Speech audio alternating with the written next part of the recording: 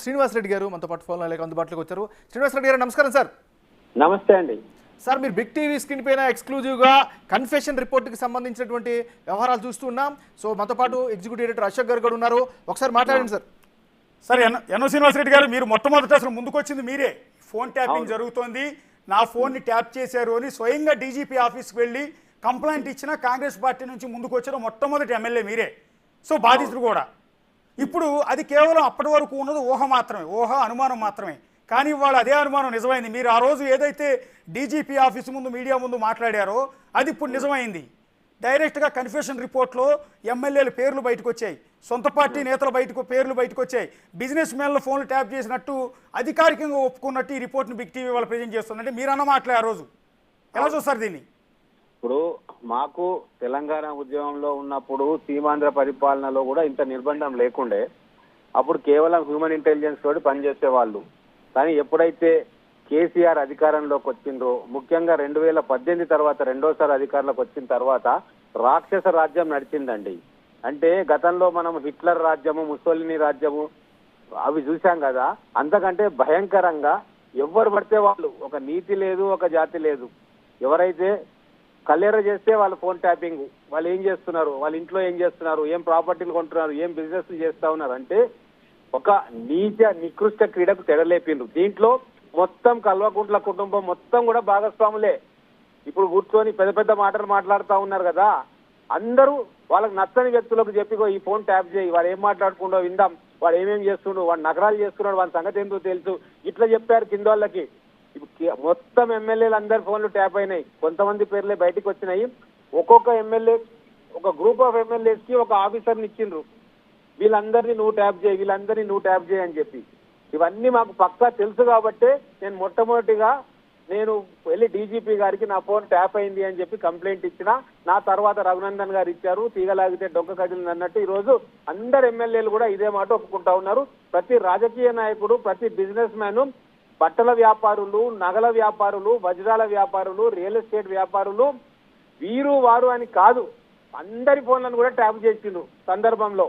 అయితే ఇక్కడ విచిత్రమైన విషయం ఏంటంటే, పోలీసు వాళ్ళు ట్యాప్ చేస్తే ఓకే, ఎవరికో ఇప్పుడు మీడియా వ్యక్తులు కూడా వాళ్ళకి అధికారం వచ్చింది ట్యాప్ చేసేదంటే ఎంత అధ్వానమైన పరిస్థితి గత 10 సంవత్సరాల తెలంగాణ రాష్ట్రంలో ఉందండి.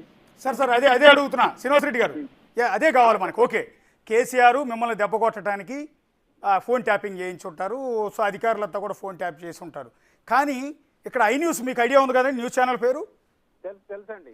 ఆ ఛానల్ ఓనర్ శ్రవణ్ కుమార్ గురించి ఇంత పెద్ద ఒక డీటెయిల్డ్ 5 మార్కుల ప్రశ్నకి ఆన్సర్ రాస్తారు చూసారా మనకు వచ్చిన పేపర్లో? అంత రాశారు పేరా. అంత పేరాలు ఐ న్యూస్ శ్రవణ ఆధ్వర్యంలో, అది కూడా హరీష్ రావు తరపున ఐ న్యూస్ యజమాని శ్రవణ్ మీ ఫోన్లన్నీ కూడా ట్యాప్ చేశాడు. డైరెక్ట్గా ఎస్ఐబి అధికారులతో రెగ్యులర్గా టచ్లో ఉండే పవర్స్ అతనికి ఇచ్చారు. ఒక ప్రైవేట్ ఛానల్ యజమానికి, ఒక ప్రైవేట్ వ్యక్తికి గవర్నమెంట్ అధికారులతో డైరెక్ట్ యాక్సెస్ ఇచ్చారు. ఇక్కడ మీ entire NM Srinivasa Reddy phone number తీసుకెళ్ళి ఇస్తాడు, ఏ టైంలో మీ ఫోన్ ట్యాప్ చేయాలి. లేకపోతే ఎన్ఎం శ్రీనివాసరెడ్డికి సంబంధించిన బంధువులు ఎవరో ఉంటారు, అతను ఫోన్ నెంబర్ తీసుకెళ్ళి ఇతనే ఇస్తాడు, ఈ ట్యాప్ చేసి ఆ రిపోర్ట్ నాకు ఇవ్వంటాడు. ఆ రిపోర్ట్ నా తర్వాత అది కేసీఆర్కి చేరుస్తాడా, హరీష్ రావు చేరుస్తాడని తర్వాత విషయం. ఇట్లా ఒక ప్రైవేట్ టీవీ ఛానల్ యజమాని చొరబడటం, ఆధిపత్యాన్ని ప్రదర్శించడం, ఎదుటోళ్ళ జీవితాలతో ఆటలాడుకోవటం, ఎట్లా చూస్తారు ఇది? ఇప్పుడు నేను ఆ రోజు కూడా మొట్టమొదటిసారిగా ఎమ్మెల్సీ నవీన్ కుమార్ గారి పాత్ర గురించి మొదటిసారి ప్రెస్ కాన్ఫరెన్స్ పెట్టి నేనే చెప్పాను, గాంధీ భవన్ లో పెట్టినాను. అంటే ఇవన్నీ కాంటాక్ట్ పాయింట్స్. ప్రణీత్ రావు కావచ్చు, ఎమ్మెల్సీ ప్రవీణ్ కావచ్చు, ఇక్కడ శ్రవణ్ కావచ్చు, ఇంకో 2-3 ముఖ్యమైన వ్యక్తులు ఉన్నారు, వాళ్ళ పేర్లు కూడా బయటకు వస్తాయి. వాళ్ళకి ఇన్ఫర్మేషన్ ఇస్తే వాళ్ళు ఈ పోలీస్ ఆఫీసర్లతోటి వీళ్ళందరితోటి కూడా టైఅప్ అయిపోయి ఇవ్వాల్సిన అక్కర్లే, వాట్సాప్ లో నెంబర్లు పంపిస్తే ట్యాప్ అయ్యి ఆ రికార్డ్ వచ్చేస్తుంది వాళ్ళకు.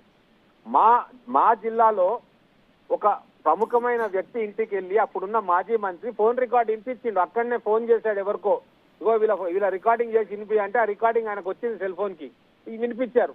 అంటే అంత విచ్చలవిడిగా కేవలం కల్వకుంట్ల కుటుంబం కాదు, అప్పుడున్న కొంతమంది మంత్రులకు కూడా యాక్సెస్ ఉండేది ఈ ఆఫీసర్లతోటి కానీ, ఇటువంటి శ్రవణ్ లాంటి వాళ్ళతోటి కానీ. కాబట్టే ఎవరికి ఎక్కడ బాధ కలిగినా కూడా ఫోన్ ట్యాపింగ్ చేసి వాళ్ళ గుట్టుముట్లు తీసుకొని ఆ రోజు ఒక విచ్చలవిడిగా పరిపాలన చేసిండ్రు. కాబట్టే వీళ్ళందరినీ కూడా విచారించాల్సిన బాధ్యత ఈ రోజు కాంగ్రెస్ ప్రభుత్వం మీద ఉంది. ఎందుకంటే 75 సంవత్సరాలైంది మనకు స్వాతంత్రం వచ్చి. ఎన్నో రాష్ట్రాల్లో ప్రభుత్వాలు వచ్చినాయి పోయినాయి, ఎంతో మంది నాయకులు ముఖ్యమంత్రులు అయ్యిండ్రు వెళ్ళిపోయినరు, కానీ ఇంత ఘోరంగా వ్యక్తిగత స్వేచ్ఛను హననం చేస్తూ ప్రజాస్వామ్యాన్ని కూడా బొందలో పెట్టి పాతరేసిన చరిత్ర భారతదేశ స్వతంత్ర భారతంలో ఇది మొట్టమొదటిది, ఇదే చివరిది కావాలని చెప్పి మాలాంటి వాళ్ళు ప్రజాస్వామ్యవాదులు ఆకాంక్షిస్తున్నారు. కాబట్టి ఆ రోజు మొదటి అడుగు నేనేసి కంప్లైంట్ ఇచ్చినా ఖచ్చితంగా హరీష్ రావు గారు ఉంటే హరీష్ రావు గారిని లోపలేయాలి, సంతోష్ రావు గారు ఉంటే సంతోష్ రావు గారిని లోపలేయాలి, ఎవడున్నా సరే మంత్రులు ఉంటే మంత్రులను లోపలేయాలి.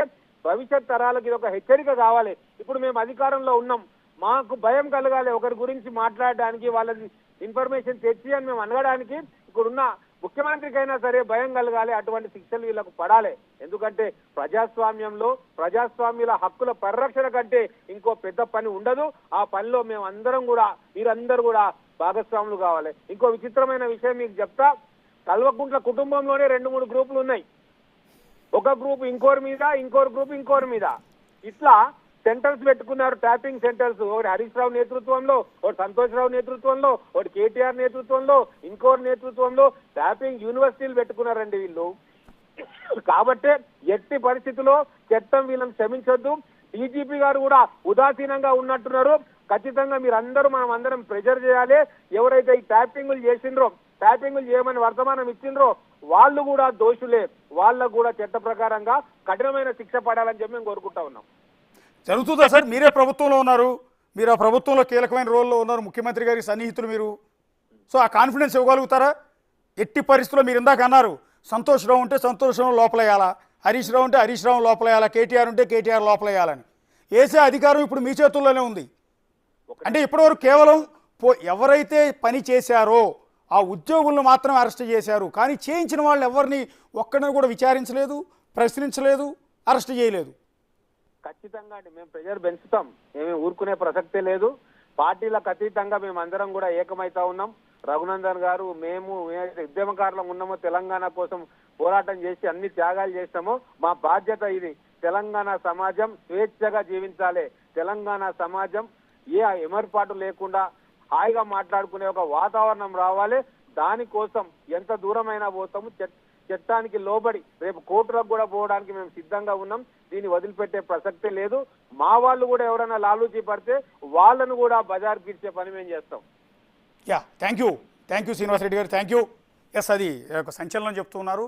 ఈవెన్ ఇప్పుడు ఆరోపణలు ఎదుర్కొంటున్న బీఆర్ఎస్ నేతలు మాత్రమే కాదు, ఈవెన్ కాంగ్రెస్ వాళ్ళు ఎవరన్నా కూడా కొల్యూడ్ అయ్యి ఉంటే వాళ్ళ మీద వాళ్ళని కూడా కేసులు నమోదు చేసి లోపలేస్తాం అనేది శ్రీనివాస్ రెడ్డి గారు క్లియర్గా చెప్తున్నారు. ఇక్కడ ఎస్, ఐ న్యూస్ శ్రవణ్ గురించి మాట్లాడుతున్నాం. ఇప్పుడు ఎన్ఎం శ్రీనివాస్ రెడ్డి కూడా తప్పట్టారు, ఎందుకంటే ఆయన కూడా డీజీపీ కంప్లైంట్ ఇచ్చినప్పుడు ఒక టీవీ ఛానల్ ఐ న్యూస్ యజమాని మీద సీరియస్ యాక్షన్ తీసుకోవాలి, అతను కీలకమైన